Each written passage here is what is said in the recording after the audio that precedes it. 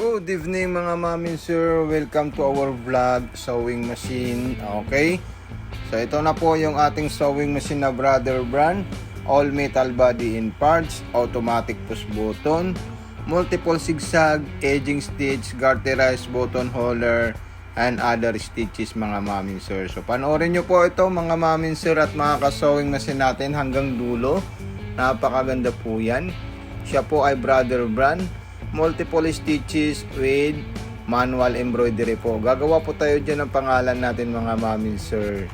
Huwag niyo po kalimutan mag-follow sa ating platform mga mamin sir. At kagandaan ito mga mamin sir, napaka-smooth po yung takbo ng ating sewing machine.